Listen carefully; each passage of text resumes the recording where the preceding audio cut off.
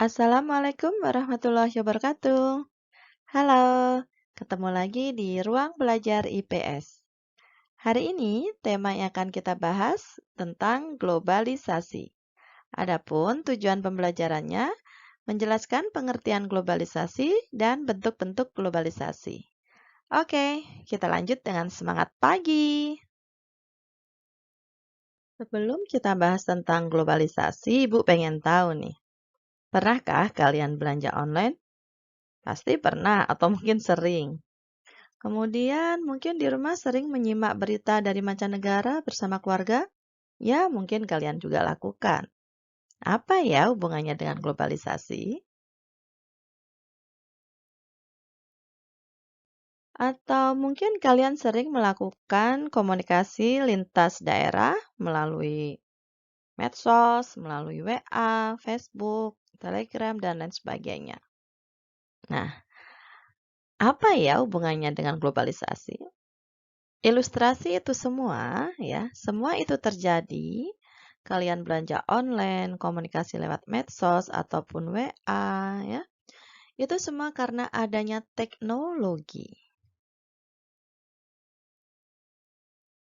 Anak-anak, teknologi itu bisa mempersempit ruang dan mempersingkat waktu. Contohnya, kalian bisa berkomunikasi dengan saudara atau teman bahkan di luar negeri atau lain daerah dengan menggunakan aplikasi-aplikasi di dalam WA contohnya ya, melalui video call atau mungkin chatting ya, seperti itu. Nah, itu semua merupakan dampak dari globalisasi.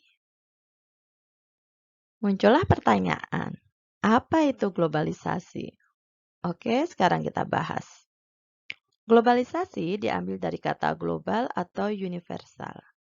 Orang yang pertama kali menggunakan istilah globalisasi adalah Theodore Levitt, yaitu pada tahun 1985. Pengertian globalisasi adalah meluasnya pengaruh kebudayaan dan ilmu pengetahuan ke seluruh penjuru dunia. Globalisasi identik dengan Global Village. Global Village atau desa global adalah konsep mengenai perkembangan teknologi dan komunikasi di mana dunia dianalogikan atau disamakan sebagai sebuah desa yang sangat besar. Global Village menjelaskan bahwa tidak ada batas waktu dan tempat yang jelas. Informasi dapat berpindah dari satu tempat ke belahan dunia lain dalam waktu yang sangat singkat dengan menggunakan teknologi internet. Setiap orang bisa pergi kemanapun dengan cepat dan mudah menggunakan transportasi modern. Adapun penyebab terjadinya globalisasi, yang pertama kemajuan iptek, 2 pasar bebas, 3 migrasi penduduk, 4 transparansi pers. Selanjutnya kita bahas bentuk-bentuk globalisasi. 1. Globalisasi bidang budaya. Globalisasi budaya merupakan penyebaran suatu gagasan atau nilai ke seluruh penjuru dunia untuk memperluas dan menciptakan hubungan sosial yang erat. Adapun contoh globalisasi budaya, budaya asing mudah berkembang di suatu negara, dampak dari kemudahan akses informasi dan komunikasi. Bisa kalian lihat dalam gambar. Budaya K-pop di Korea itu sudah sangat digandrungi oleh masyarakat di Indonesia khususnya atau mungkin di masyarakat negara lain. Globalisasi dalam bidang budaya memberikan manfaat, misalnya memperkaya budaya bangsa. Namun di sisi lain, perlahan-lahan budaya lokal dapat tergeser. Contohnya dalam ilustrasi gambar berikut ini. Misalkan permainan-permainan tradisional seperti main congklak, kelereng, itu tidak dilakukan oleh anak-anak kecil sekarang. Anak-anak kecil sekarang sudah bermain games atau istilah kata sudah bermain lewat gadget. 2. Globalisasi bidang komunikasi. Komunikasi merupakan proses penyampaian pesan atau informasi dari satu pihak ke pihak lainnya. Globalisasi dalam bidang komunikasi dapat dilihat dari kemajuan teknologi komunikasi. Awalnya, masyarakat Indonesia berkomunikasi dengan cara tradisional. Mungkin bisa kalian lihat ilustrasi dalam gambar, ada alat kentongan namanya.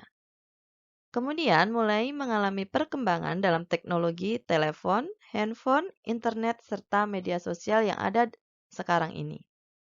Selain untuk berkomunikasi, media-media tersebut dapat digunakan untuk mengakses informasi dengan cepat dan mudah sehingga dianggap lebih efektif dan efisien. 3. Globalisasi bidang ekonomi. Globalisasi ekonomi berkaitan erat dengan perdagangan bebas atau free trade. Perdagangan bebas adalah sistem perdagangan yang makin luas dan menghilangkan hambatan-hambatan tidak lancarnya perdagangan internasional. Ciri-ciri yang menandai globalisasi ekonomi: 1. Beroperasinya suatu perusahaan di lebih dari satu negara. 2. Perusahaan mencari keuntungan yang kompetitif, memaksimalkan laba, mencari lokasi produksi yang paling efisien dan murah. 3. Memiliki jangkauan geografis yang membuat perusahaan dengan cepat memindahkan sumber dan operasi di seluruh dunia. 4. Menguasai sekitar sepertiga dari seluruh output perekonomian global. 5. Adanya penghapusan seluruh batasan terhadap arus modal, barang, dan jasa. 6. Batas suatu negara akan menjadi kabur. 7. Keterkaitan ekonomi nasional dan internasional semakin erat. 8. Membuka peluang pasar produk dalam negeri ke pasar internasional secara kompetitif. 9. Membuka peluang bagi masuknya produk global ke pasar domestik. Contoh globalisasi ekonomi: belanja online dari luar negeri hanya dengan menggunakan handphone. Kemudian beroperasinya suatu perusahaan di lebih satu negara, pemasaran tidak lagi di satu negara tapi di seluruh dunia.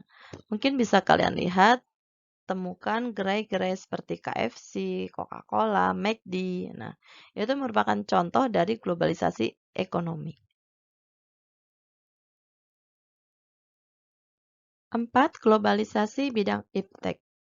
Ilmu pengetahuan merupakan upaya mencari pengetahuan yang dapat diuji dan diandalkan serta dilakukan secara sistematis menurut tahapan yang teratur dan berdasarkan prinsip serta prosedur tertentu.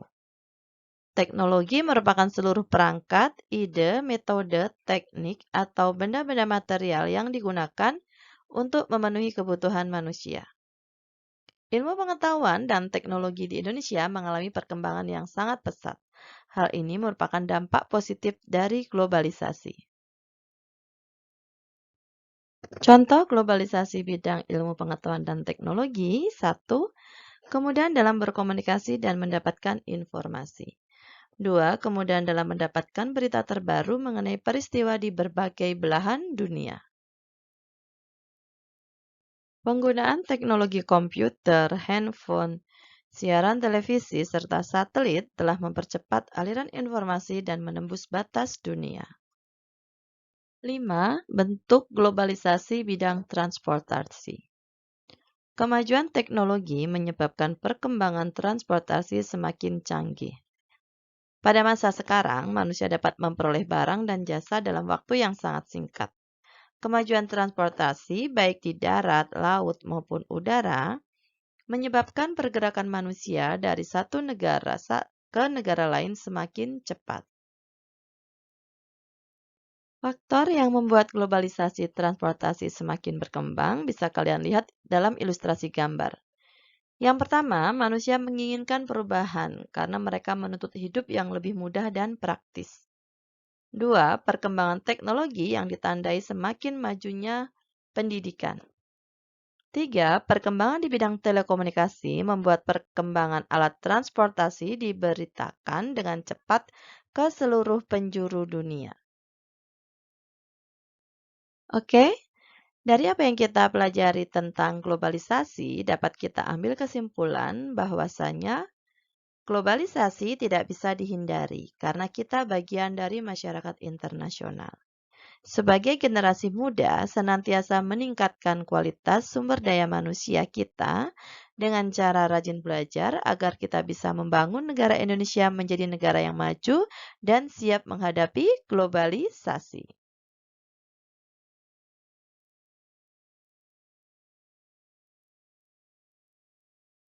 Alhamdulillah, selesai sudah pembelajaran kita hari ini.